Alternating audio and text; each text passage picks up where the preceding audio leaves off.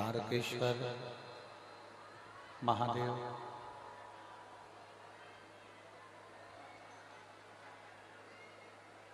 जहां पर विराजमान है,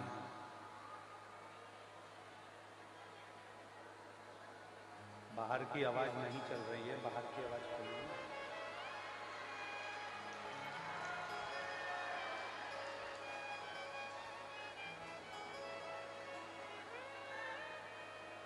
तारकेश्वर महादेव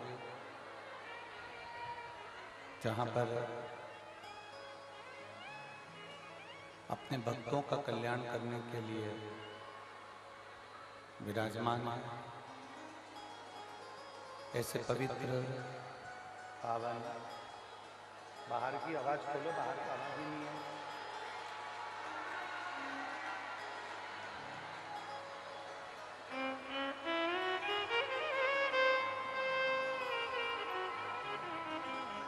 भगवान शिव जिस पवित्र भूमि पर विराजमान है, तारकेश्वर बाबा की ये पवित्र रज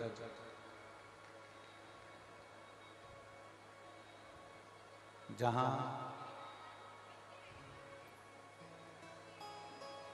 संत शिरोमणि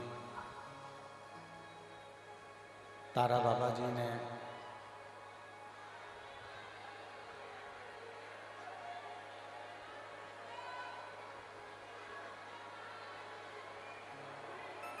अपना तप साधना निरंतर इस पवित्र भूमि पर बैठकर करी है।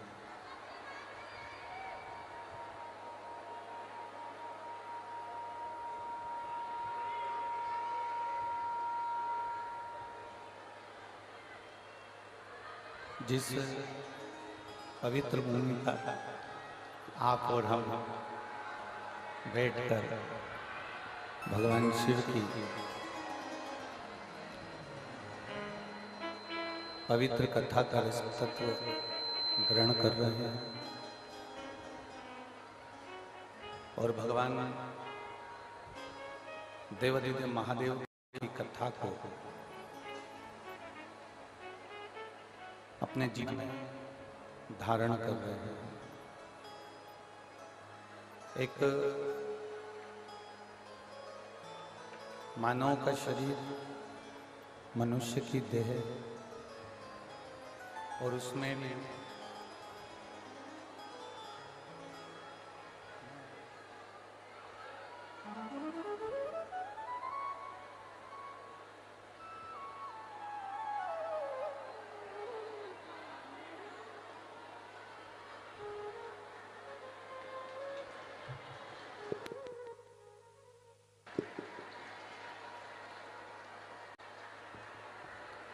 दो मिनट में सेट कर रहे हैं। आप लोग बैठो। शिव कृपा बाबा देवादिदेव महादेव की बनी रहे। शिव तत्व ओगड़दानी, त्रिकालदर्शी, कैलाशी, अविनाशी भगवान शंकर की ये पवित्र भूमि है। तारा बाबा जी की कुटिया, जहां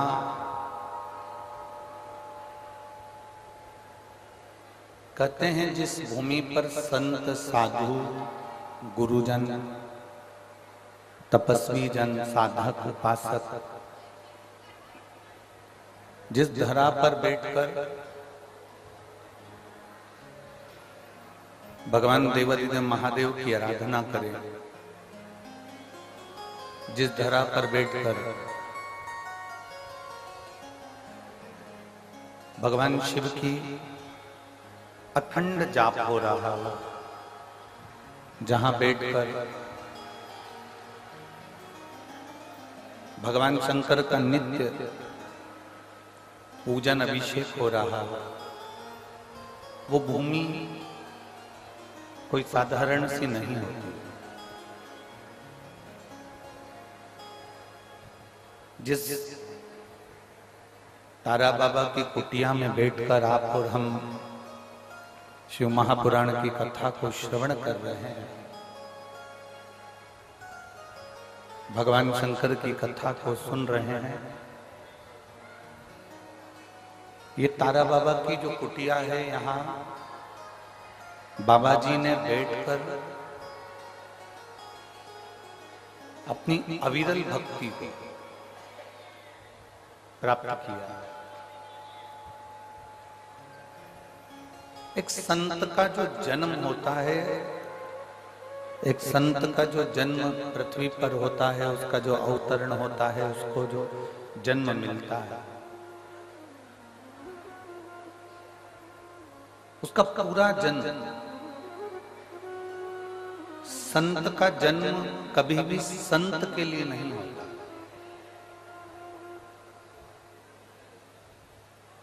संत का जो जन्म होता है वो परमार्थ के लिए होता है, दूसरे के कल्याण के लिए।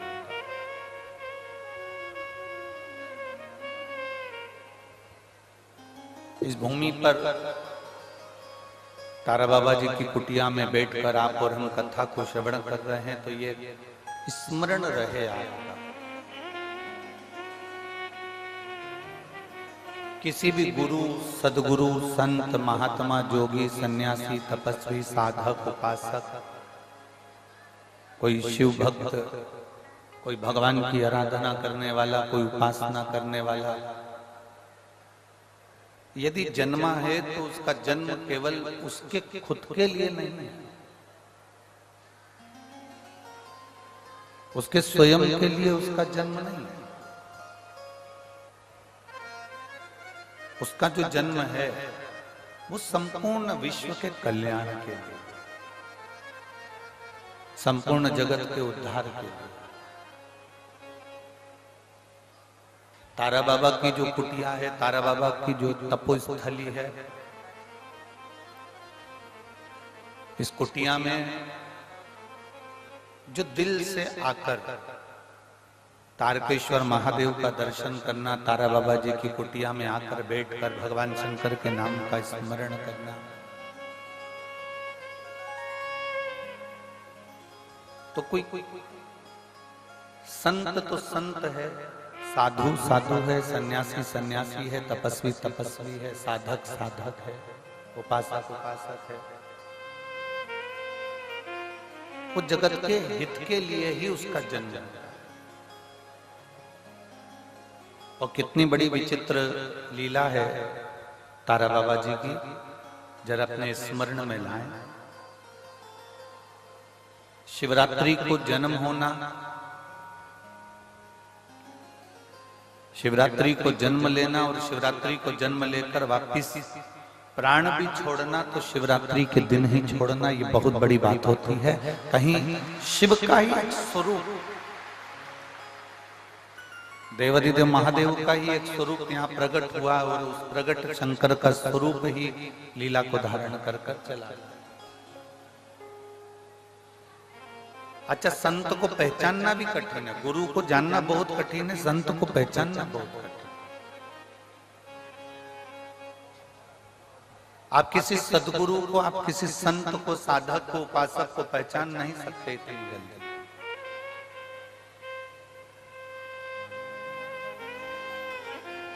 बिहारी बाबा यहाँ रहे, तारा बाबा यहाँ रहे, बिहारी बाबा रहे, तारा बाबा रहे, या जो भी संत यहाँ रहे होंगे, आप इतने सिरसा वाले यहाँ रहते होंगे। कई लोग तो बावरा कह देते हैं, कई लोग कमली कह देते हैं, कई लोग पागल कह देते हैं, कई लोग कह देते हैं कि ये तो हाउ पड़े रहते होंगे। उसको पहचानना कठिन है।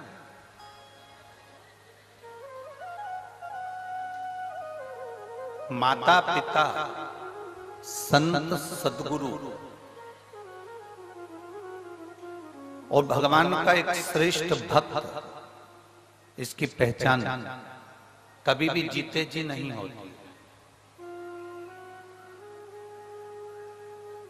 माता पिता जब चले जाते हैं तब बच्चों को समझ में आता है कि माता पिता के रहने का क्या फल है।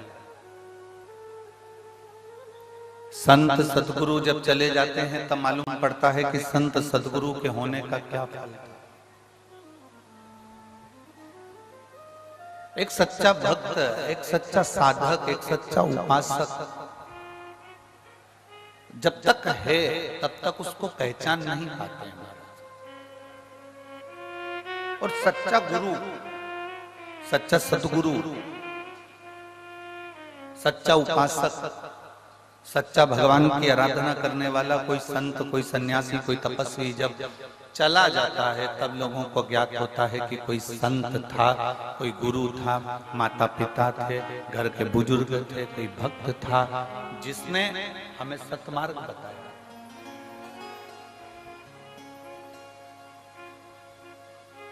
आप जो शिव महापुराण की कथा श्रवण करने के लिए बैठे हो, इसका नाम श्री गुरु शिव पुराण की कथा का स्मरण कराया।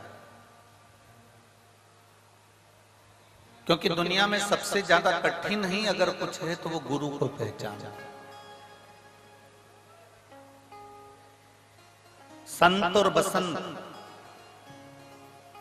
ये दोनों एक ऐसे हैं, संत आते हैं तो भी आपकी दिनचर्या बदल जाती है। संत आते हैं तो आपका जीवन बदल जाता है। जैसे बसंत आता है, जैसे बसंत आया तो बसंत आने पर प्रकृति बदल जाती है, उसी तरह संत के आने पर आपका और हमारा जीवन बदल जाता है। आपकी और हमारी दिनचर्या बदल जाती है।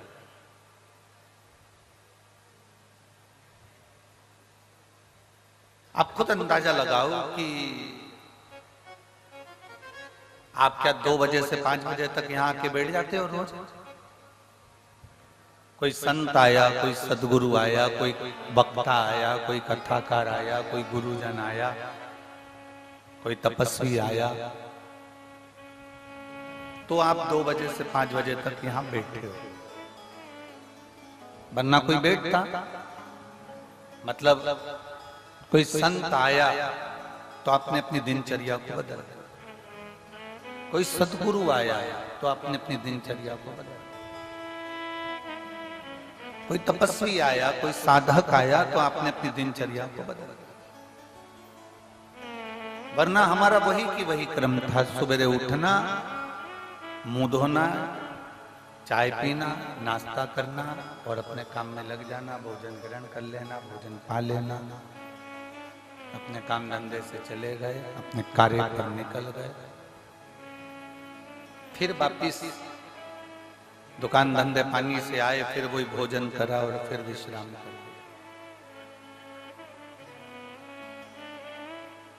अगर हमारी दिनचर्या बदली है तो किसी संत सदगुरु की शरणागति में पहुंचने पर बदली।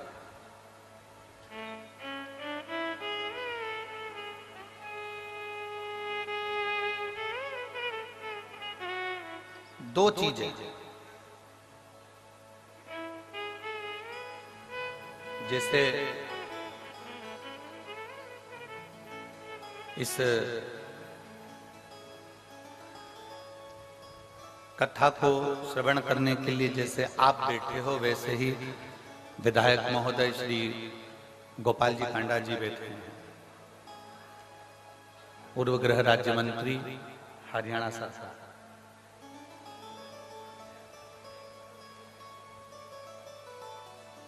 अब जरा विचार करिए, इनके पास में भी अब विधायक का पद है,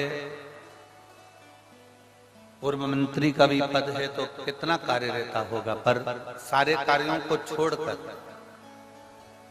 तारा बाबा की कुटिया में बैठकर 3 घंटे भगवान शंकर को, अपने गुरु को, शिव महापुराण को, भगवान की विरल भक्ति को, जो इन्होंने 3 घंटे यहां दिया है।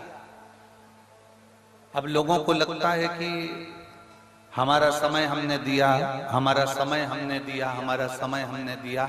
और शिव महापुराण की कथा कहती है तुमने जो 3 घंटे भोलेनाथ जी को दिए हैं वो एक डायरी में लिख कर रखना। जो तुमने तारा बाबा को 3 घंटे दिए हैं, अपने गुरु को शिव पुराण को जो 3 घंटे दिए हैं, वो 3 घंटे तुम्हारे व्यर्थ नहीं जाए।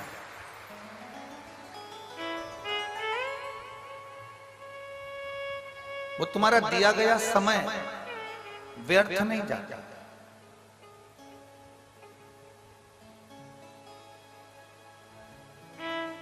जिससे प्रेम करो ना, उससे धन की चाह नहीं होती है। जिससे प्रेम करो ना, उससे गाड़ी और बंगले की चाह नहीं होती है। जिससे प्रेम करो ना, उससे मोबाइल के बैलेंस की चाह नहीं होती है। जिससे प्रेम करो, उससे एप्पल के मोबाइल की चाह नहीं होती है। जिससे प्रेम करो, उससे चाउमीन खाने की चाह नहीं होती है। जिससे प्रेम करो, उससे पानी पूरी खाने की चाह नहीं होती है। जिससे प्रेम करो, उससे बस एक चाह रहती है कि थोड़ा तो समय दिया करो मुझको, आपके लिए हूं और मैं आपके लिए, थोड़ा तो समय।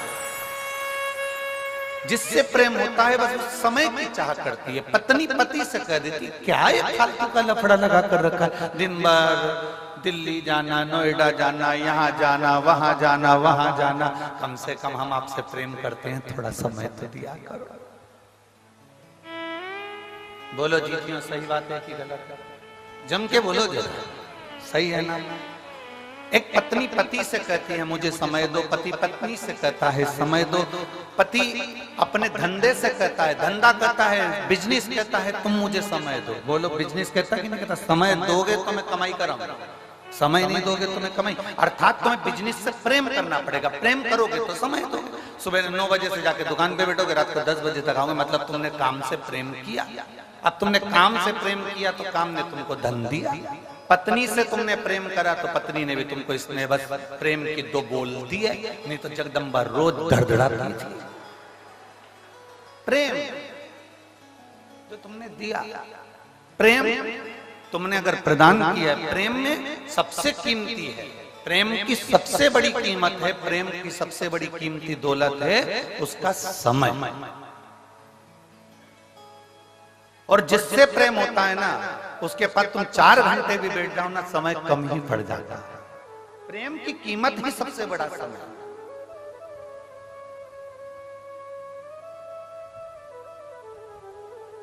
अब गुरु को क्या चाहिए?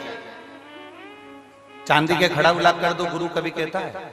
जम के बोलो जरा। गुरु कभी कहेगा कि मुझे गाड़ी ला कर दो, गुरु कभी कहेगा कि मुझे बंगला बना कर दो, गुरु कभी कहेगा कि तुम मुझे ये ला कर दो। गुरु केवल एक बात कहता है कि मैं हूं, तब तक थोड़ा समय दे दिया कर। समय देगा तो एक दिन वो समय तुझे भी कुछ ना कुछ जरूर देकर जाएगा ही। गुरु को क्या चाहिए? समय। पत्नी को क्या चाहिए? समय। पति को क्या चाहिए? समय। व्यापारी को क्या चाहिए? समय। क्योंकि जिससे हम प्रेम करें उससे हमें समय की अनुकूलता, समय प्रबलता में चाहिए। अब यहां तक तो बात समझ में आ गई कि आपको समय की कीमत समझ में आना चाहिए, पर आगे तुम्हारे स्मरण में आना चाहिए कि वही समय जो तुम, एक पत्नी पति से समय मांगती है, पति पत्नी से समय मांगता है, डॉक्टर भी मरीज के लिए, मरीज के घर वालों से समय मांगता है। थोड़ा मुझे देना पड़ेगा 4-6 दिन, तो मैं प्रयास पूरा करूंगा इसको ठीक करने। समय दोगे तो ना। अब आखिरी में डॉक्टर जब पूरा काम कर लेता है तब डॉक्टर भी कहता है अब मेरे पास की घड़ी ठीक नहीं चल रही है, अब उससे समय मांगो, अब वो समय देगा। वो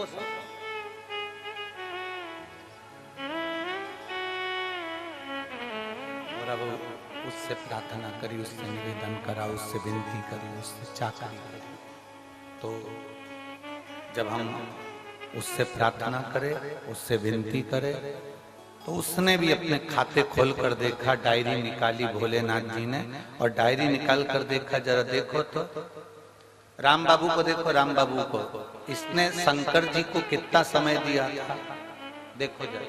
तो इन्होंने कहा साहब वो सिरसा में कथा चल रही थी तारा बाबा की कुटिया में, तो ये 2 घंटे पहले तो कथा में आ गया था और 3 घंटे की कथा सुनी, और 3 घंटे की कथा में भी 2-4 आधा घंटा तो इसने यूं ही निकाल दिया घूमने फिरने में। तो इसका आधा घंटा तो काट दो और बाकी का जितना समय बचा है, एक काम करो, इसने शिव की कथा में समय दिया, गुरु की सेवा में समय दिया, परमात्मा की सेवा में समय दिया, शिव पुराण में समय दिया, इसलिए इसकी अंत घड़ी में भी इसका समय बढ़ा दिया जाए, इसको समय दिया है। फिर वो कल वाली बात आ गई, अंत समय प्रभु आना पड़ेगा, वचन दिया तो निभाना पड़ेगा, आए ना आए प्रभु कुटुंब कबीला, अंत समय प्रभु आना पड़ेगा, वचन दिया तो निभाना पड़ेगा, और अंत समय प्रभु आना पड़ेगा। तुमने समय दिया तो सामने वाले ने समय,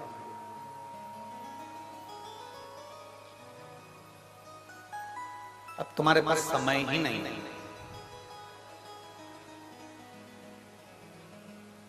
कल हमें गोविंद जी सुना रहे थे,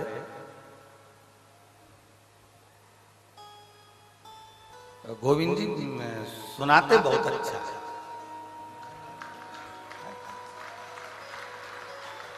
देखना गोविंद जी, हम कथाकारों पर भी कृपा करना, सुनाते बड़ा अच्छा। तो कह रहे थे गुरु जी से एक बात सुनाऊं मैं आपको, मैंने कहा सुना। बहुत अब जो सुनाता है उसको सुनाने वाले मिल जाए तो और अच्छा ना है।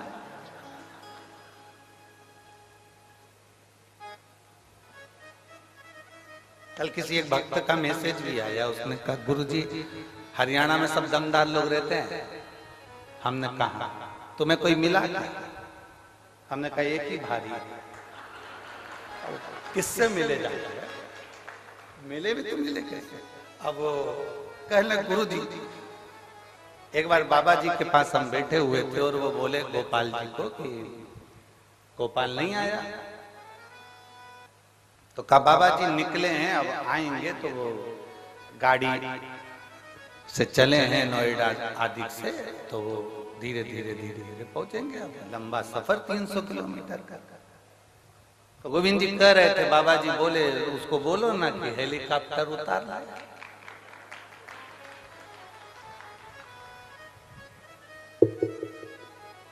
ये गुरु के शब्द नहीं है, गुरु का जो तप है, गुरु की जो साधना है, गुरु ने जिसको भजा है वो महादेव के शब्द गुरु की वाणी से निकलता है। वो महादेव का शब्द गुरु की वाणी से निकलता है। हमने पहले भी आपको कथा में कहा सीहोर वाला महाराज कभी शिव पुराण की कथा नहीं बांट सकता और हमारी सामर्थ्यता भी नहीं। आप लाखों की संख्या में आते हो, रात भर से नींद नहीं आई है, गोविंद जी से पूछो इनसे। और एक वो इनकी वो बेटी कहाँ गई, वो दिन भर सेवा में लगी रही, टेंट कहाँ कहाँ लगाना है, क्योंकि कल जितने पंडाल बनाए थे उसमें पांव रखने की जगह नहीं थी एक भी पंडाल के।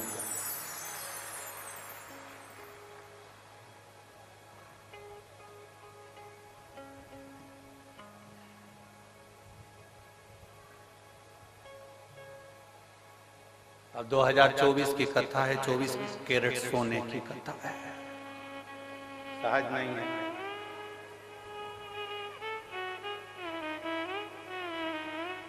शिव तत्व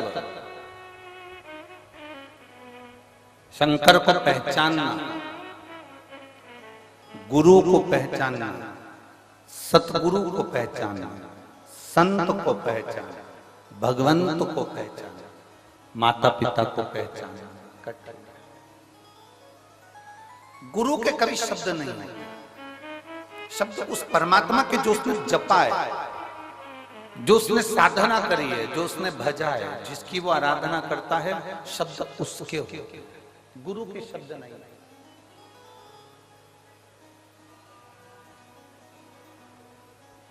गुरु कोई वाणी नहीं बोलता, गुरु के शब्दों में परमात्मा के शब्द जुड़े होते हैं।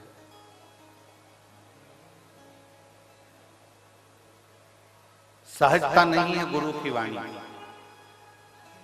आप तारा बाबा जी की कुटिया में बैठकर अगर कथा को सुन रहे हैं, शिव महापुराण की कथा को धारण कर रहे हैं, हमने एक बार पहले कथा में कहा था,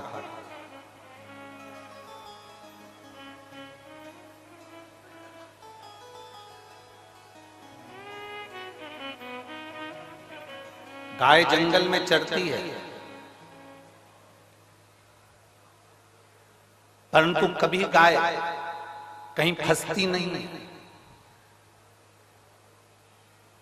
बकरी जंगल में चरती है, बकरी कहीं पर फंसती नहीं है। कारण गाय को चराने वाला पीछे चल रहा होता है, उसके हाथ में डंडा होता है, और वो किसान वो गाय चरा रहा होता है, ग्वाला गाय चरा रहा होता है। गाय को मालूम है मेरा कोई मालिक है, गाय को मालूम है मेरा कोई सेठ है, गाय को मालूम है मेरा मालिक है। अगर मैं कहीं फंस भी गई तो मेरा मालिक मुझको, जम के बोलो जरा, निकाल।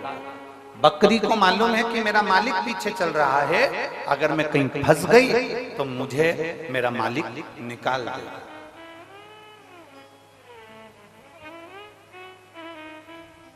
बकरी को मालूम है कि मेरा मालिक मुझे निकाल देगा, भेड़ को मालूम है कि मेरा मालिक मुझे निकाल देगा, ऊंट को मालूम है कि मेरा मालिक मुझे निकाल देगा, घोड़े को मालूम है कि मेरा मालिक मुझे निकाल देगा।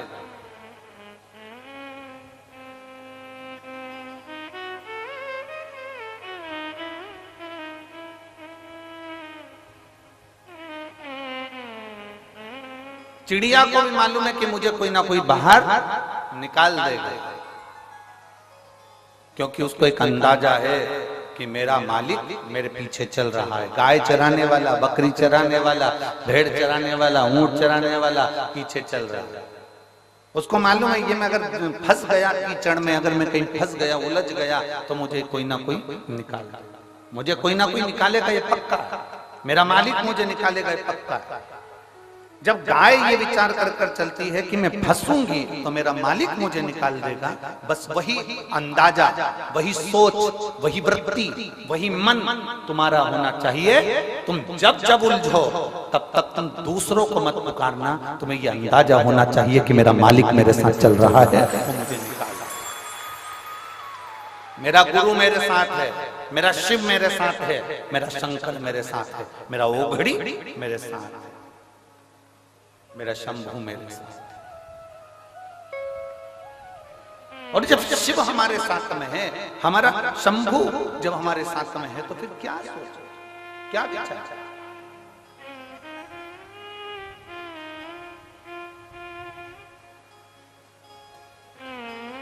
बहुत अच्छा बंगला देखोगे ना तो तुम्हारे मन में एक बात जरूर आएगी, इतनी सुंदर दीवार है ना, अंदर से बंगला कितना सुंदर।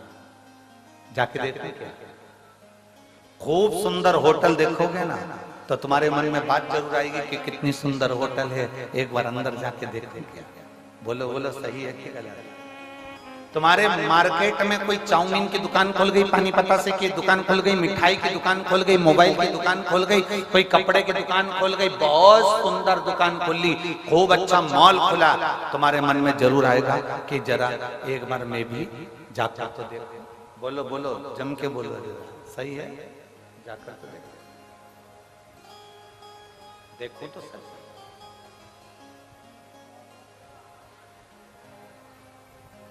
सुंदर कपड़े की दुकान तुम्हारे मन में आया कि मैं जाकर देखूं। सुंदर, बहुत सुंदर बंगला बना है, जाकर देखूं कि अंदर कोई है कि नहीं। मन में उत्सुकता, अच्छा एलिवेशन देखा तो तुम्हारे मन में भाव प्रकट हो गया कि मैं अंदर जाकर देखूं। अच्छी दीवार देखी, मन में उत्सुकता जाग गई कि अंदर जाकर देखूं। अच्छा एलिवेशन, अच्छी दीवार, अच्छी चौखट, अच्छा सब कुछ अच्छा देखा तो मन में जागरूकता जाता है, मैं भी जाता हूं। अच्छा एलिवेशन देखकर लोग आपके घर में आते हैं, अच्छी दीवार देखकर लोग आपके घर में आते हैं, अच्छा कपड़ा देखकर लोग तुम्हारी दुकान पर आते हैं, अच्छी पर्दे देखकर लोग तुम्हारी दुकान पर आते हैं, तुम्हारे घर पर आते हैं, तुम्हारी चौखट पर आते हैं। जैसे अच्छी एलिवेशन, अच्छी दुकान, अच्छा कपड़ा, अच्छा मोबाइल, अच्छा किराना देखकर दुनिया के लोग आपकी दुकान में और आपके घर में आते हैं, उसी तरह मेरा महादेव तुम्हारा घर अच्छा देखकर नहीं, तुम्हारा कपड़ा अच्छा देखकर नहीं, मेरा महादेव तुम्हारा दिल अच्छा देखकर तुम्हारे घर में प्रवेश कर। मेरा महादेव कभी भी ये देखकर नहीं आया कि तुम्हारा मकान कितना बड़ा है, मेरा महादेव ये देखकर नहीं आया कि तुम्हारा घर कितना बड़ा है, मेरा महादेव ये देखकर नहीं आया कि तुम्हारे पास में संपदा कितनी है, मेरा महादेव केवल ये देखकर आया कि तुम्हारी चित्त वृत्ति में शिव की भक्ति कितनी है। और शंभो शरणे पड़ी मांगू घड़ी रे घड़ी, दुख काटो दया करीन दर्शन आपो।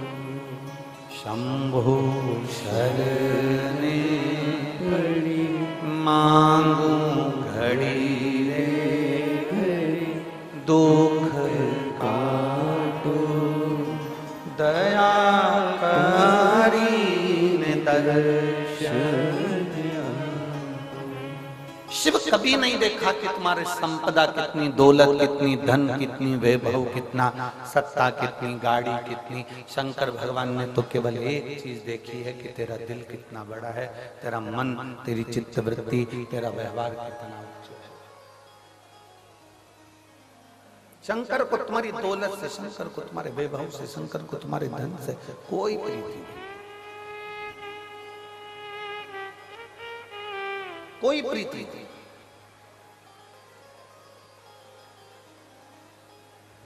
कल गोविंद जी बता रहे थे कि गुरुजी हम तारा बाबा जी से कहते थे कि आपकी झोपड़ी छोटी सी है, इसको बड़ा कर दें। तो बाबा जी कहते थे मुझे क्या करना बड़े महल में रहकर, मेरी झोपड़ी ही अच्छी है। बाबा जी हम कुछ अच्छा बना दें आप, मुझे क्या करना, मुझे तो सब कुछ नहीं बनवाना, मेरा जैसा है वैसा।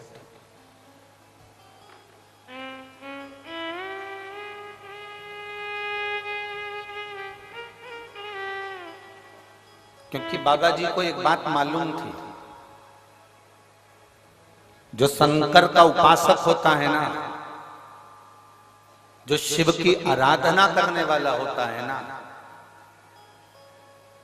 जो शंकर की भक्ति में डूबने वाला होता है, मेरी जीजियों, मेरे जीजाओं, मेरी बेटियों, मेरे बेटाओं, मेरी बहनों, मेरे भाई, शंकर की भक्ति में डूबने वाला, शंकर को मानने वाला, शिव की आराधना में डूबने वाला, शिव तत्व को जानने वाला एक बात हमेशा जानता है कि मुझे किसी से कुछ नहीं चाहिए। जो शिव की आराधना करने वाला होता है वो शंकर से ही मांगकर बहुत कुछ प्राप्त कर लेता है। शिव जी के 21 अवतार हुए हैं, शंकर भगवान के 21 अवतार एक हुए हैं, फिर 11 रुद्र अवतार अलग हुए हैं। उन 21 रुद्र अवतार में भगवान शंकर के 21 अवतार में एक अवतार है भगवान का गृहपति अवतार। शंकर भगवान के 21 अवतार में से एक अवतार है गृहपति अवतार। महाराज मां नर्मदा जी के तट पर नर्मदापुरम में एक विश्वानर मुनि रहते थे। शिव महापुराण की कथा कहती है शंकर जी के 21 अवतार में से एक अवतार है गृहपति अवतार। मां नर्मदा जी के तट पर, मां नर्मदा जी के तट के ऊपर नर्मदापुरम में एक सुंदर विश्वानर मुनि रहते थे, ग्रस्त थे। अपनी धर्म पत्नी के साथ में उनका निवास। जैसे विश्वानर मुनि थे वैसे ही उनकी धर्म पत्नी।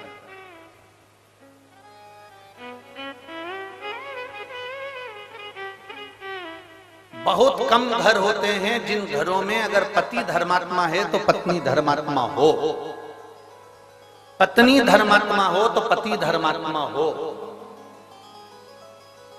बहुत कम।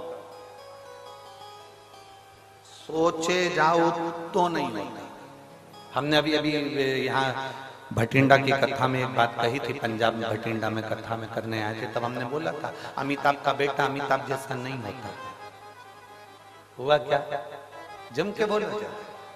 सचिन तेंदुलकर का बेटा सचिन तेंदुलकर जैसा नहीं हो सकता। हुआ क्या? जम के बोलो जरा। नहीं।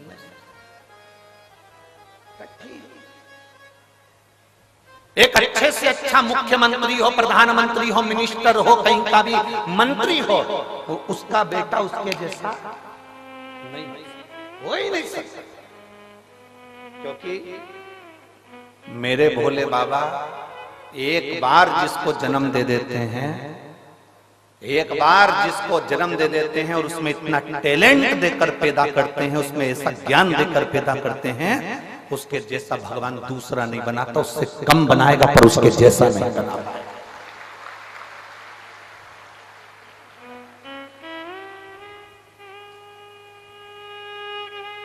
अमिताभ के पास में, अमिताभ बच्चन जी के पास में जो टैलेंट होगा उनके बच्चे के पास में नहीं हो पाएगा। सचिन तेंदुलकर के पास में जो टैलेंट होगा वो उनके बच्चे के पास में नहीं हो पाएगा।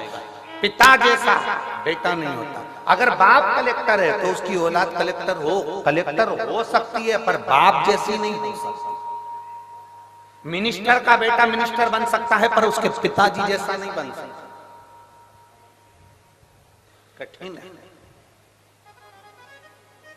एक शिक्षक का बेटा शिक्षक बन सकता है पर उसके जैसा नहीं बन सकता उसके पिताजी। सास अपने 4 बेटों की शादी कर दे, 4 बहुओं को लिया, पर सास सोचे कि तेरी जैसी आ जाए तो नहीं आ सकती, तू ओल्ड इज गोल्ड है। कहा तेरे जैसा? तेरे बराबर कोई नहीं आ सकता। तो तुम अपने से क्यों किसी को होड़ कर रहे हो? मेरी बहू मेरे जैसी आना चाहिए, मेरी बहू जितना मैं काम करूं वैसी आना चाहिए, मैं जितनी सुबह से उठती हूँ मेरी बहू उतनी उठने वाली आना चाहिए। अरे माँ, अमिताभ का छोरा अमिताभ जैसा नहीं बना, सचिन का छोरा सचिन जैसा नहीं बना, तो तेरी बहू तेरे जैसी कैसी बन सकती है? तुझे तो भगवान ने खुद आनंद में बनाया है। कहाँ सोच कर बैठे, क्या विचार लेकर बैठे? मेरी बहू मेरे जैसी होना चाहिए। मैं 4 घंटे काम करूं तो मेरी बहू भी 4 घंटे काम करे, मैं 10 घंटे काम करूं तो मेरी बहू भी 10 घंटे काम करे। नहीं हो सकता, कभी नहीं हो सकता। इसलिए जो नहीं हो सकता उसको छोड़ो और लड़ना बंद करो। भगवान से प्रार्थना करो, जैसी भेजी चंद्र घंटा बहुत अच्छी। उसमें क्या रहता? तुम ज्यादा सुधारने का प्रयास करोगे वो नवरात्रि में काल रात्रि बन जाएगी। क्या मतलब? फिर तुम्हें सुबह शाम रोज आरती करना पड़ेगी उसकी। और तुम क्या बहू की आरती करोगे? बहू तुम्हारी कर करके तुम क्या करोगे? बहुत। इसलिए हमें किसी के जैसा नहीं बनना। शिव महापुराण की कथा कहती है, देवाधिदेव महादेव का चरित्र कहता है, तुम्हें किसी के जैसे नहीं बनना। अपने अंदर भगवान ने जिस जिसको जन्म दिया पृथ्वी पर, भगवान शंकर जिसको पैदा करते हैं उसको कुछ ना कुछ हुनर देकर पैदा करते हैं। आपके अंदर कोई ना कोई हुनर जरूर है। आप किसी के जैसे मत बनो, अपने हुनर को अपनी मेहनत से प्रकट करो। दुनिया तुम्हारे जैसा बनना चाहेगी, ये पक्का।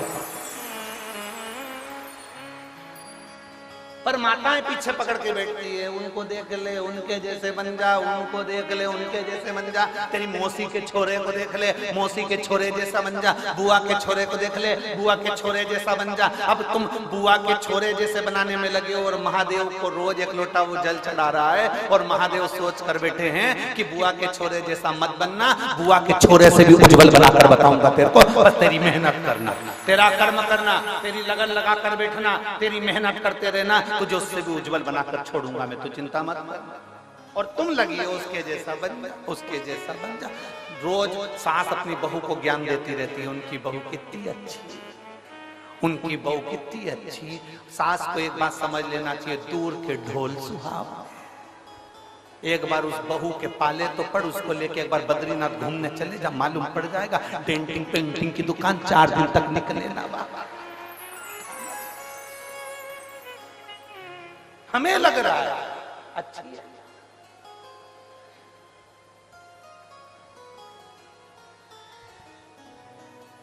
ये बहुत बहुत विचित्र बात है। हर पत्नी को ये लगता है तुम्हारा दोस्त कितना अच्छा है, उस दोस्त की पत्नी भी कहती है तुम्हारा दोस्त कितना अच्छा है। बस ये दोनों की भ्रम का है, उसको लग रहा है कि भैया जी अच्छे हैं, उनकी पत्नी को लग रहा है भैया जी अच्छे हैं। अब उनको क्या मालूम कि दोनों ही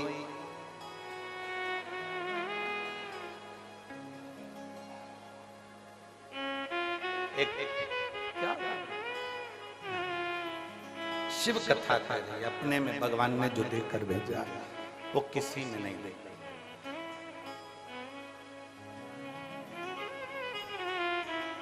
और दया की ना हो जो आदत तुम्हारी, तो सुनी रे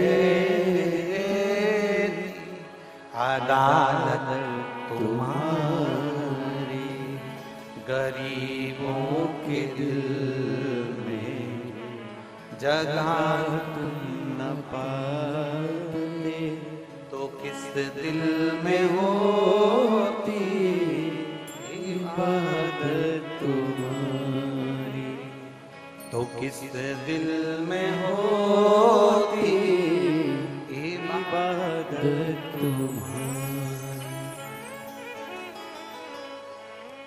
बहुत सोच से मिले, जिसके ललाट में जो लिखा है वो होना है, जो निश्चित है उसका सोचे से मतलब।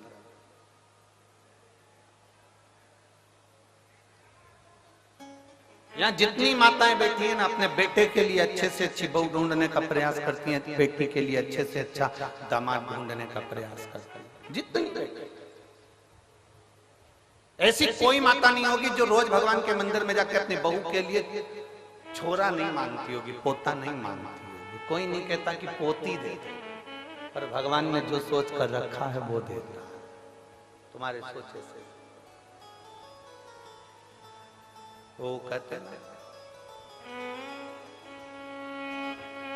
भोले बाबा अमर वरदान दे दो, भोले बाबा अमर वरदान दे दो। जैसी बेटी है वैसा दामाद दे दो, जैसी बेटी है वैसा दामाद दे दो। बेटी हमारी है राधा के जैसी, बेटी हमारी है राधा के जैसी, कान्हा के जैसा, कान्हा के जैसा दामाद दे दो। जैसी बेटी है वैसा दामाद दे दो। भोले बाबा अमर वरदान दे दो। जैसी बेटी है वैसा दामाद दे दो।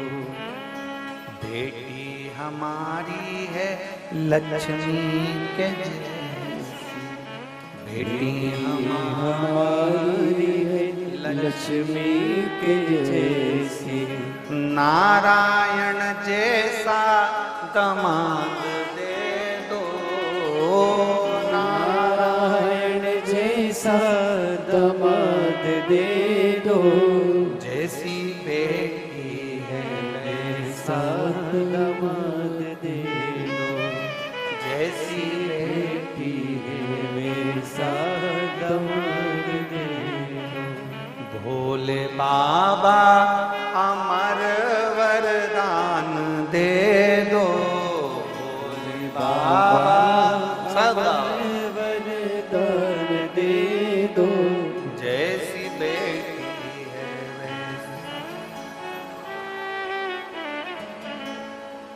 बेटी हमारी है गोरा के जैसी, बेटी हमारी है गोरा के जैसी, आप जैसा ही हमको दामाद दे दो, आप जैसा ही हमको दामाद दे दो, जैसी बेटी है वैसा दामाद दे दो, जैसी बेटी बेटी है वैसा दामाद दे दो। भोले बाबा अमर वरदान दे दो, भोले बाबा हमारे वरदान दे दो, जैसी बेटी है वैसा दामाद, जैसी बेटी है वैसा दामाद दे दो। और मान लो मिल भी गए, ए सिरसा वाली जीजियों, हरियो हरियाणा वाली मेरी जीजियों, मिल गए, कितनी आस, कितनी आस, और कितनी खुश होती हो अच्छा दामाद मिल जाए। बोलो बोलो, जम के बोलो, जम के बोलो जरा, खुश होती हो कि नहीं होती हो? ऐसा दामाद मिला, भगवान की कृपा है, पड़ोसन से जाके कि ये सब दामाद मिला, मेरी बेटी को रोज घुमाने ले जाता है, इतना बढ़िया दामाद मिला, मेरी बेटी के मुंह से निकला और उसने सामान मान के दिया। ऐसा दामाद मिला है, मेरी बेटी कुछ कहती हो तुरंत मान लेता है। ऐसा दामाद मिला है, मेरी बेटी को हर 2-4 महीने में मायके लेकर आता है। ऐसा दामाद मिला। अब जैसा तुमने मांगा था ऐसा दामाद दे दो, तुम्हारी बेटी को वैसा पति मिल गया। जैसा तुमने मांगा था उसी तरह तुम्हारी बहू की मां ने भी ऐसा ही मांगा था। तुम्हारी बहू की मां ने भी ऐसे मांगा था, ऐसा बेटा देना, ऐसा बेटा देना। अब तुम्हारी बेटी का पति घुमाने ले जाए तो अच्छा, तुम्हारी बेटी का पति तुम्हारी बेटी को चाउमीन खिलाने ले जाए अच्छा, तुम्हारी बेटी का पति तुम्हारी बेटी को सोने के जेवर पहनाए तो अच्छा, तुम्हारी बेटी का पति उसको ले जाकर मायके घुमा कर लाए तो अच्छा। और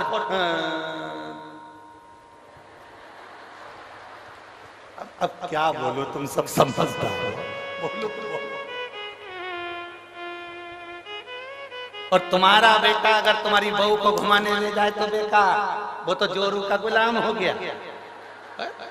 दामाद ले जा रहे तो अच्छा, दामाद खिला रहे तो अच्छा, दामाद पहना रहे तो अच्छा, दामाद सोने की रकम दिलाए तो अच्छा। मेरा दामाद जैसा कोई नहीं, मेरे बेटी का पति इतना बढ़िया, मेरी बेटी का पति अच्छा बढ़िया। तो आप भी अपने बेटे से कहो, बेटा जैसे तेरे जीजा, जैसे तेरे दामाद बेटी का सम्मान करते हैं, तू मेरी बहू का सम्मान कर, तो लगना चाहिए सामने वालों को कि दामाद अच्छा। दूर के ढोल, बस बस दिक्कत ही तो यही है सिरसा वाली जीजियों, दिक्कत सबसे बड़ी यही आ रही है, बड़ी यही तो पड़ी है, दिक्कत यही है सबसे बड़ी।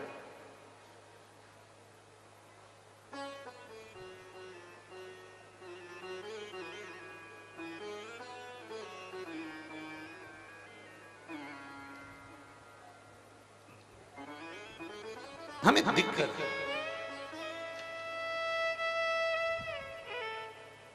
शिव कथा कर रहे हैं, विश्वानर मुनि की धर्म पत्नी भगवान की भक्त थी। शिव जी की आराधना करना, भगवान शंकर की भक्ति करना। विश्वानाथ मुनि स्वयं शिव की आराधना में डूबने वाले। इनका एक नियम बड़ा पक्का था, प्रतिदिन शिवलिंग का निर्माण करना, पूजन करना, विसर्जन करना। और जिस दिन शिवलिंग का निर्माण नहीं कर पाते थे, जिस दिन शंकर भगवान के शिवलिंग की आराधना नहीं कर पाते थे, जिस दिन भगवान शंकर के शिवलिंग का पूजन नहीं कर पाते थे, उस दिन एक बेलपत्री का दान देते थे। कितनी बेलपत्री? एक। शिव पुराण पढ़ी है आप लोगों ने? हमारी बात पे भरोसा मत करना, बिल्कुल भी। सीवर वाले महाराज पे बिल्कुल भरोसा मत करो, रत्ती भर भी। गीता प्रेस गोरखपुर की शिव पुराण खरीद के लाओ, उसको पढ़ो। सीवर वाला महाराज झूठ तो नहीं बोल रहा है, पढ़ो। कुमार खंड निकालो, उमा खंड निकालो, शिव महापुराण का कुमार खंड, उमा खंड निकाल कर पढ़ो, जिसके अंतर्गत लिखा हुआ है एक बेलपत्री का दान किसके बराबर होता है। तो कहा 1.25 मन सोने के सिंहासन पर शालिग्राम जी की मूर्ति को बिठाकर सोने का श्रृंगार कर कर किसी ब्राह्मण को दान दिया जाता है, उससे 1000 गुना दान बड़ा एक बेलपत्री का दान के बराबर। हम पर भरोसा मत करना, कहीं सीवर वाला महाराज झूठ तो नहीं बोल दिया, इसलिए शिव पुराण उठाकर पढ़ो। गीता प्रेस गोरखपुर की शिव पुराण को लाओ, पढ़ो और अध्ययन करो। अध्ययन करने पर तुम्हें मिलेगा कि शालिग्राम भगवान की शिला को सोने के सिंहासन पर बिठाकर, सोने और हीरे से सजाकर जो दान करने का पुण्य मिलता है, वो पुण्य केवल एक बेलपत्री के दान से मिल जाता है। केवल एक बेलपत्री में वो बल होता है। और अच्छे से समझ लें, शंकर जी पे चढ़ी हुई बेलपत्र, मान लो तुम्हारे पास में बेलपत्र नहीं, मान लो तुम्हारे पास में बेलपत्र नहीं। अब तुम्हारे पास बेलपत्र नहीं है, शिव जी के मंदिर में गई हो, शंकर के शिवालय में गई हो, देवाधिदेव महादेव के शिवालय में पहुंची हो।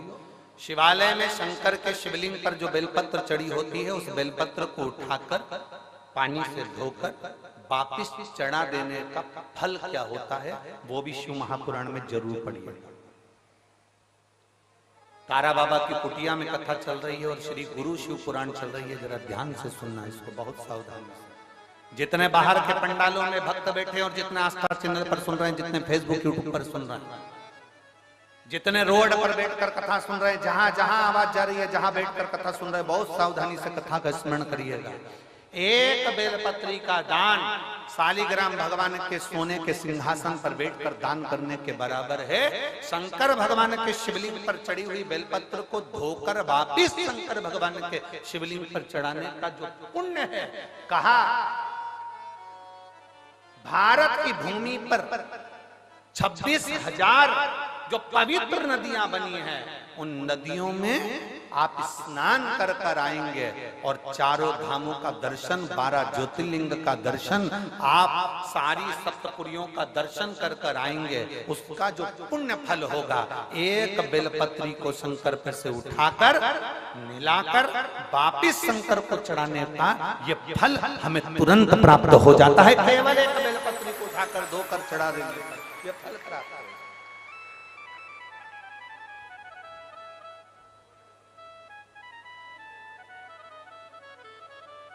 एक बेलपत्र,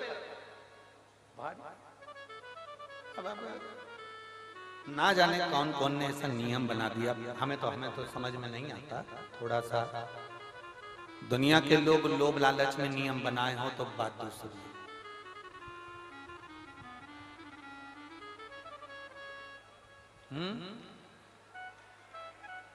पीछे आवाज नहीं जा रही है,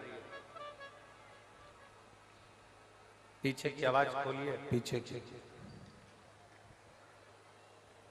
वहां जाके बक्से के तारों चेक करिए कि आवाज क्यों नहीं पहुंच रही है।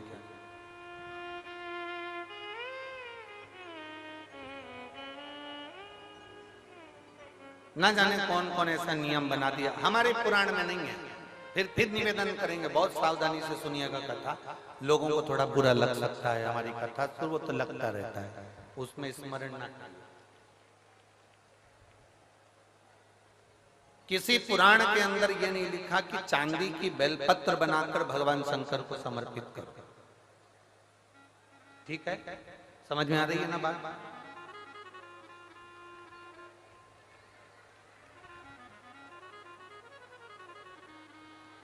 किसी पुराण के अंदर ये नहीं लिखा, किसी शास्त्र के अंदर ये नहीं लिखा कि चांदी की बेलपत्र बनाओ, सोने की बेलपत्र बनाओ और भगवान को चढ़ाओ, भगवान को समर्पित करो।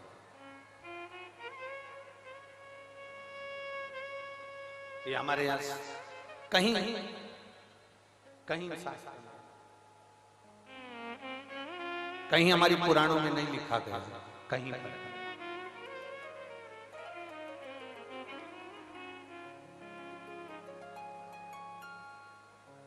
शंभु शरणे पड़ी मांगो घड़ी रे घड़ी दुख काटो दया करी मैं दर्शन आपको।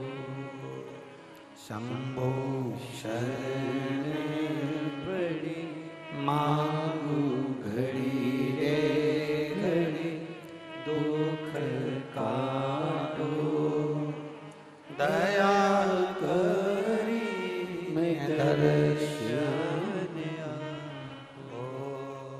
शंभु शरण पड़ी मांगो घड़ी रे घड़ी दुख काटो दया करी मैं दर्शन आपको। अब किसी ने एक नया नियम बनाया, चांदी की बेलपत्र शंकर जी को चढ़ाना, सोने की बेलपत्र शिव जी को चढ़ाना। ये हमारे शिव महापुराण के एक भी 24,000 श्लोक में से एक भी श्लोक में कहीं चांदी और सोने की बेलपत्र का प्रसंग नहीं। किसी को जरूरत पड़ने लगी होगी चांदी की बेलपत्र की तो उसने चढ़वा दी होगी, किसी को सोने की बेलपत्र की जरूरत पड़ी होगी तो उसने चढ़ा दी। वो अपना प्रसंग अपनी जगह। सोने की बेलपत्र क्या कोई साधारण सा शिव भक्त चढ़ा सकता है? जम के बोलो जरा। चांदी की बेलपत्र कोई साधारण सा शिव भक्त चढ़ा सकता है क्या? अगर चांदी और सोने की बेलपत्र का नियम आया है तो फिर तांबे पीतल की क्यों नहीं आया? एल्युमिनियम की क्यों नहीं आया? कपड़े की बेलपत्र का क्यों नहीं आया? कागज की बेलपत्र का नियम क्यों नहीं आया? आया तो सोने और चांदी की बेलपत्र का नियम आया। ये हमारे शास्त्र के हिसाब से, ये हमारे शिव पुराण के हिसाब से बिल्कुल नहीं। दूसरे को देखकर कभी मत विचार करना। कई लोग उज्जैन महाकाल का दर्शन करने जाते हैं, कई लोग ओमकारेश्वर का दर्शन करने जाते हैं, कई लोग विश्वनाथ जी का दर्शन करने जाते हैं, तो वहाँ डलिया मिलती है फूल पत्ती की, तो उसमें एक चांदी की बेलपत्र भी रख देते हैं कि ये चांदी की बेलपत्र वो चढ़ाएंगे और आपको दे देंगे, तो आप वो चांदी की बेलपत्र ले जाके अपनी अपनी तिजोरी में, अलमारी में, अपने अपने घर में रख लेना ना।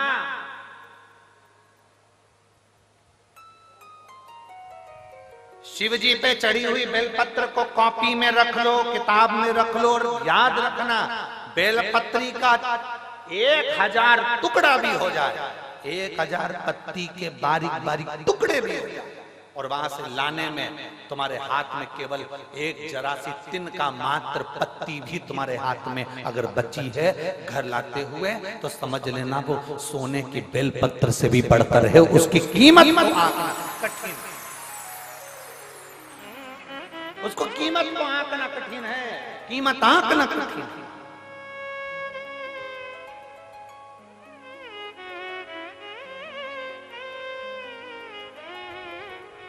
एक बेलपत्री की कीमत को कौन आंक सकता है बाबा?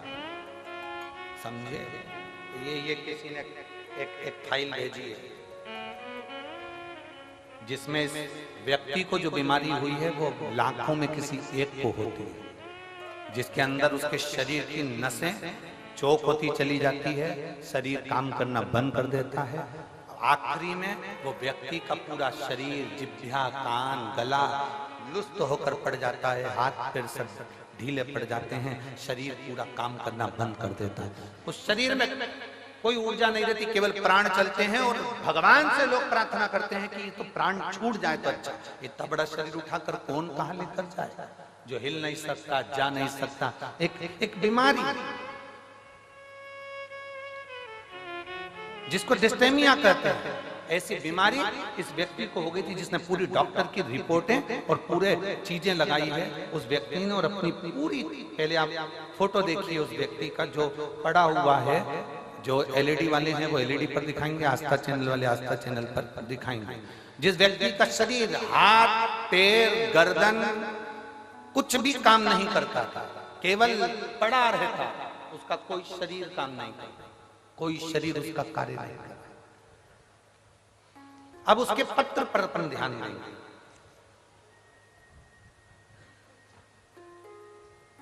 मेरा नाम अजय कुमार मेहता है, मैं फतेहाबाद हरियाणा का निवासी हूं। कहीं बैठे हो तो हाथ हिला सकते हैं। आप ही हैं? श्री शिवाय नमस्ते।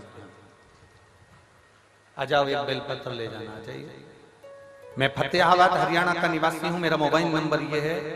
मैंने कोरोना काल में 2021 में पहली वैक्सीन की डोज लगाने के बाद मुझे मालूम नहीं पड़ा कि मेरे शरीर को क्या हो गया। समय आया, मेरे शरीर ने काम करना बंद कर दिया और मेरा शरीर पूरी तरह से शिथिल हो गया। गर्दन ठहर नहीं पाती थी, हाथ गिर जाता था, पांव उठ नहीं पाता था, शरीर पूरा ऐसा ही पलंग पर पड़ा रहता था। हमने गुड़गांव मैदानता में दिखाया, वहां दिखाने के बाद मालूम पड़ा कि मुझे बीमारी हो गई है। ये बीमारी लाखों लोगों में एक को होती है, जिसका इलाज पूरे विदेश में भी नहीं है। किसी पेशेंट को कभी अच्छा होता हुआ इस बीमारी के अंतर्गत नहीं देखा गया। लगभग इस बीमारी में एक इंजेक्शन लगता है, पर वो भी मुझे लॉक नहीं कर रहा था। बार बार हम डॉक्टर को दिखाने गए, हमने विदेश तक में जाकर इसकी जांच कराई, पर इसका कोई हल नहीं निकला। ये बीमारी जैसी की जैसे थी, एक इंजेक्शन लगवाते थोड़ा सा आराम मिलता, फिर वैसे ही हो जाते। गर्दन ठहरती नहीं, हाथ ठहरता नहीं, पांव ठहरता नहीं।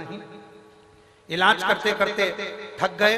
तब मेरी धर्मपत्नी और उसकी मित्र निधि खन्ना ने उसको आपके बारे में कथा का वर्णन किया। तब मेरी पत्नी ने कथा को सुनना प्रारंभ करा और शिव महापुराण की कथा आस्था चैनल पर सुनी। आप कहते हो आसन लगाकर कथा सुनने का फल क्या होता है, मैं बताता हूँ। जिस पांव और हाथ से मैं काम नहीं कर पाता था, जिस गर्दन को मैं उठा नहीं सकता था, आज बाबा की कृपा से मुझे ठीक होने में केवल शिव की कृपा थी।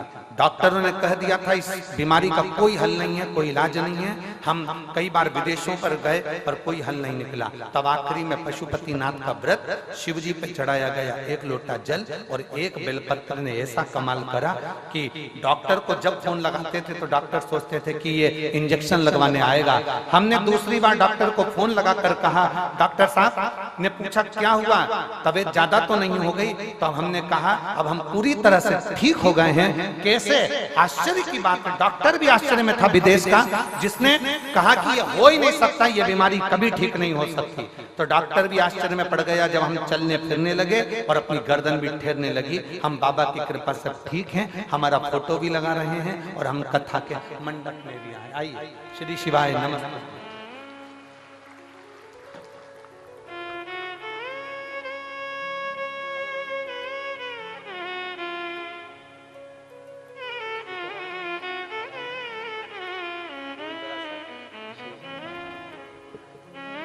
आपने पत्र भेजा, ये शिव तत्व है।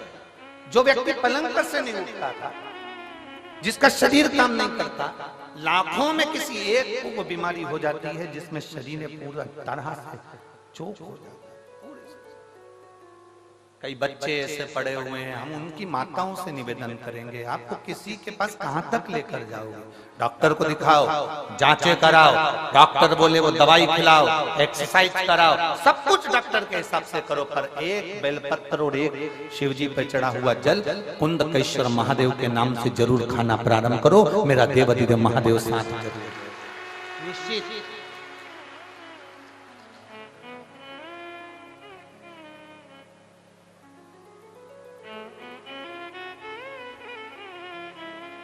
और तेरी कृपा बिना न हिले एक भी अणु, लेते हैं श्वास तेरी कृपा से तनु तनु। हे गंगाधार मुक्ति द्वार ओंकार तू, भोले ओंकार तू, आयो शरण तिहारी शंभु तार तार तू। बखान क्या करूं मैं राहों के ढेर का, चपटी भभूत में खजाना कुबेर का। हे गंगाधार मुक्ति द्वार ओंकार तू, भोले ओंकार तू, आयो शरण तिहारी शंभु तार तार। शिव है सोने की बेलपत्री जो काम नहीं करती, चांदी की बेलपत्री जो काम नहीं करती, हीरे पन्ने की बेलपत्री जो काम नहीं करती, वो एक वृक्ष पर से तोड़ी हुई बेलपत्र वो काम करती। ब्रह्म में मत पड़ना, भ्रमित मत होना। चांदी की बेलपत्र चढ़ाकर कोई तुम्हें दे भी दे और कहे कि ये लो बेलपत्र, ये हमने चांदी की दी है, उसको कहते ना ये चांदी की बेलपत्र तुम्हारे पास रखो, हमें तो शंकर जी पे चढ़ी हुई एक सादी सी बेलपत्र दे दो जो दुनिया की औषधि है। बहुत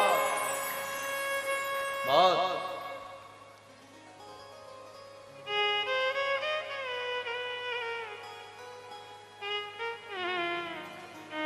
इसको समझना कठिन है। ये शंकर की कथा नहीं है। ये आप लोगों को लग रहा होगा कि तारा बाबा की कुटिया में शिव महापुराण की कथा चल रही है। ये शिव पुराण की कथा नहीं है। ये तारा बाबा जी ने 7 दिन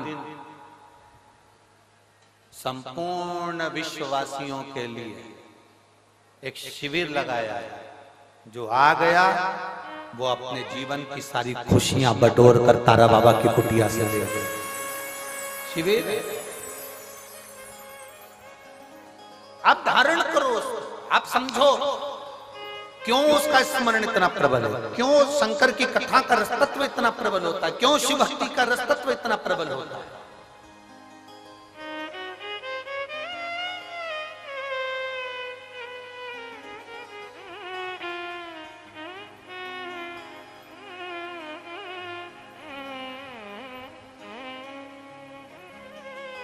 कल कोई कह रहे थे, हम सुबह सुबह जब मॉर्निंग वॉक में घूम रहे थे, सुबह 5 साढ़े 5 बजे का समय होगा, वो जो बाउंसर लोग लगे हैं ना, तो वो कह रहे थे गुरुजी हम यहाँ हमेशा सेवा में आते हैं, पर एक बात आज तक समझ में नहीं आई, इतना सारा कथा हुआ पर ये कथा में ये इतने सारे आ कहां से गए, ये समझ में नहीं। और हम किसी को भी कुछ भी बोलते हैं ना तो वो टस से मस नहीं होता। पहले जितनी कथा होती थी ना, सब में समझदार लोग आते थे, तो हमने कहा राम कथा में राम जी जैसे आए हैं, कृष्ण कथा में कृष्ण जैसे आए हैं, शंकर जी के तो सब ऐसे ही मिलेंगे।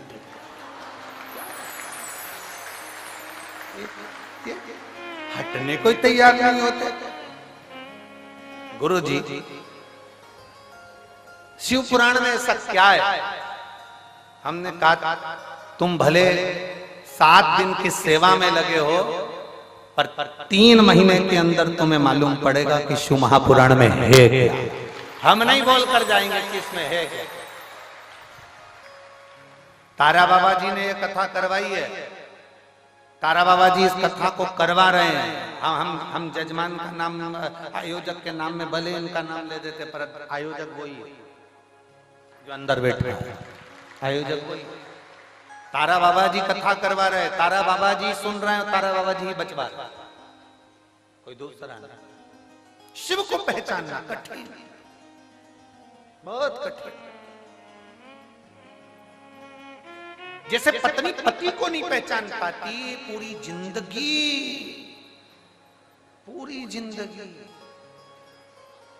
नहीं पहचान पाती। कब एक पति पत्नी गार्डन में घूम रहे थे। गार्डन में घूमते घूमते सामने से कुत्ता आ गया। कुत्ता पति पत्नी की ओर बढ़ रहा था। पति को डर लगा। पत्नी ने पति का हाथ जम के पकड़ लिया, ये कुत्ता मुझे खा जाएगा। कुत्ता और पास में आया, पत्नी और घबराई। पति को लगा ये कुत्ता मेरी पत्नी को ना काट खा। कुत्ता मुझे काट खाएगा चल जाएगा, पर पत्नी को ना काटे, क्योंकि पत्नी को काटा तो कल बच्चों का टिफिन कौन बनाएगा, बच्चों को स्कूल कौन पहुंचाएगा। कुत्ता मुझे काट खाए पर पत्नी को ना काटे। कुत्ता और आगे बढ़ा, पति घबरा गया। पति घबराया, कहीं कुत्ता मेरी पत्नी को ना काट ले, तो पति ने तुरंत पत्नी को अपनी गोदी में उठा लिया। तुरंत पत्नी को गोदी में उठाया, कुत्ता भाग गया। कुत्ता भागा, इसने पत्नी को नीचे उतारा। पत्नी चिल्ला के दौड़ी, तुम्हारे जैसा बेवकूफ आदमी कहीं नहीं देखा। दुनिया के लोग कुत्ते को भगाने के लिए पत्थर उठाते, तुमने मुझे उठा लिया। कौन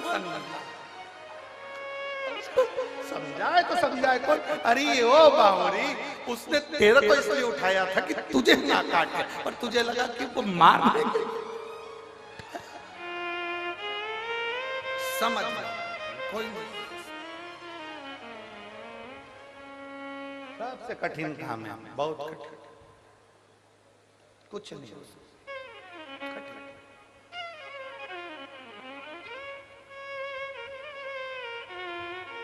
शिव कथा कर रहे हैं, भगवान शंकर का संवाद कर रहे हैं। शिव को समझना बहुत कठिन, बहुत कठिन। कौन समझा भगवान देवाधिदेव महादेव को? जो समझ गया वो शिव जैसा हो गया, जो नहीं समझा वो ना समझ पाया। जिसने शंकर भगवान को, वो बच्चे ने पूछा शिव पुराण में ऐसा क्या है, हमने एक ही बात कही, शिव महापुराण की कथा कोई साधारण नहीं है। आप सुन रहे हो, सुनो, 3 महीने के अंदर मालूम पड़ेगा कि तुमने जो सेवा करी, भले तुम्हारे कान में पहुंची कि ना पहुंची, पर तुमने शिव पुराण की जो सेवा करी उसका फल क्या होता है वो 3 महीने में मालूम पड़ता है। ये इतने पत्र जो आप लोग लिख कर भेज रहे हैं, हमारे पास तो समय नहीं रहता कि हम इसको पढ़े। इतना समय नहीं रहता। 2-4 पत्र हमने पढ़ लिए तो पढ़ लिए, बाकी के नीचे बड़े पढ़े। 2 दिन में इतने पत्र आए, भी 7 दिन में ढेर लगे। या हम कोई लिखते नहीं है, हम आपको पहचानते भी नहीं। सिरसा में पहली बार आए गोविंद जी, गोपाल जी, हमारा आना भी नहीं हो, कभी इधर से क्रॉस भी नहीं हो, पहली बार आना हुआ। हालांकि गोविंद जी तो बोले थे हमको जब हम बठिंडा आए थे कि आप एक बार यहाँ आओ, एक बार यहाँ पहुंचो, एक बार आओ, और हमारा आना ही नहीं। बहुत कठिन। जब तक भोले बाबा बुलाता नहीं तो हम जाते भी नहीं। हमने पहले भी कहा, हमको गोविंद जी ने नहीं बुलाया, ना गोपाल जी ने बुलाया, अंदर बैठे हैं लंगोटी लगाकर, बाजू में पिछोड़ा रखकर, बड़े अलीमस्त होकर बैठे। हम कल गए थे मामा, हमने उनसे बात भी करी, बुला लिया आपने, अलमस्त होकर बैठे। मस्त कथा का लाभ ले, पहचानना कठिन। शिव को जो जान गया वो दुनिया में सब कुछ है। एक पढ़ी लिखी गई,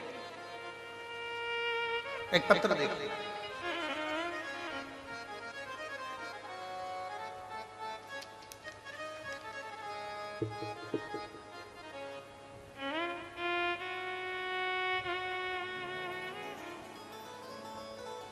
मेरा नाम कौशल्या और मेरे पति का नाम महेंद्र कुमार है। गांव केलनिया।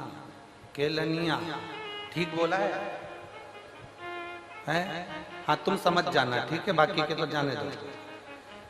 आप ही हैं? हाथ हिला दो एक बार। श्री शिवाय नमस्ते। गांव केलनिया सिरसा की रहने वाली हूँ गुरुजी। मेरे बाबा महादेव की कृपा में 14 साल से हरियाणा पुलिस में सरकारी नौकरी कर रही हूँ। हरियाणा पुलिस में मैं 14 साल से सरकारी नौकरी कर रही हूँ गुरुदेव।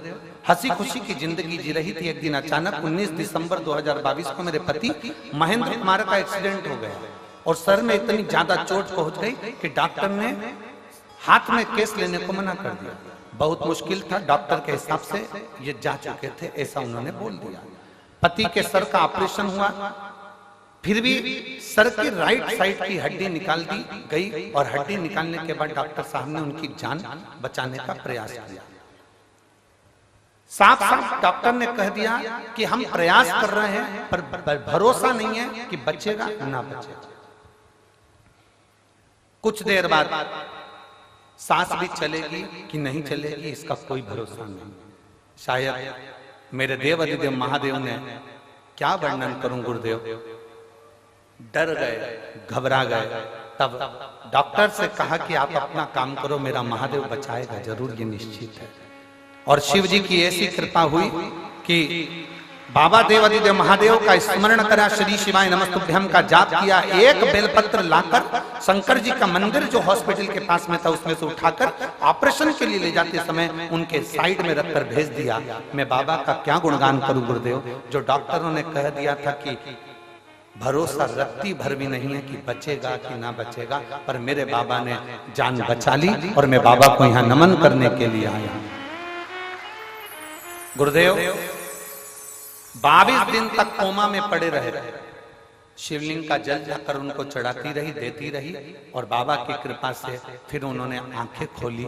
और गुरुदेव बाबा की मैं क्या गुणगान करूं। डॉक्टर ने कहा था इनकी याददाश्त कभी नहीं आई क्योंकि याददाश्त निकल गई। गुरुदेव बाबा की कृपा किसको कहते हैं? शिव जी पे चढ़े हुए जल का महत्व तो डॉक्टर भी जान गया। जिस डॉक्टर ने ऑपरेशन करा था, जो करे थे याददाश्त नहीं रहेगी, वो भी जान गए। ये कभी चल नहीं पाएंगे, पलंग पर रहेंगे, ये डॉक्टर के शब्द थे। व्हील चेयर से नीचे नहीं उतर पाएंगे, ये डॉक्टर के शब्द थे। आज मेरे पति धीरे धीरे कर कर पूरे चलते भी हैं और उनकी याददाश्त भी बनी हुई है और बाबा की कृपा से वो सब अच्छे हो गए। मैं बाबा को नमन करने आया। एक बार हाथ हिला दे बहन। श्री शिवाय नमस्तुभ्यम। शिव तत्व एक बेलपत्र ले जाओ। शिव की भक्ति अविरल भक्ति है। शंकर शंकर है, ओघड़ी ओघड़ी है, शंभु शंभु है। और खाली ना जाता कोई दर से तुम्हारे, खाली ना जाता दर से तुम्हारे, मैं भी खड़ी हूँ नंदी बाहें फसाने, अपने हृदय से लगा लो, गिरी जा रही हूँ, उठा लो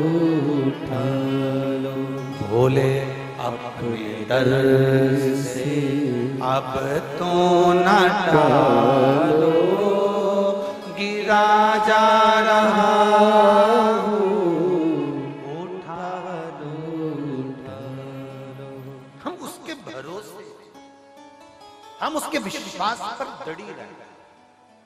ना सोचिए सोने की बेलपत्र में जो बल नहीं, चांदी की बेलपत्र में जो बल नहीं, वो शंकर भगवान की एक बेलपत्र में बल होता है।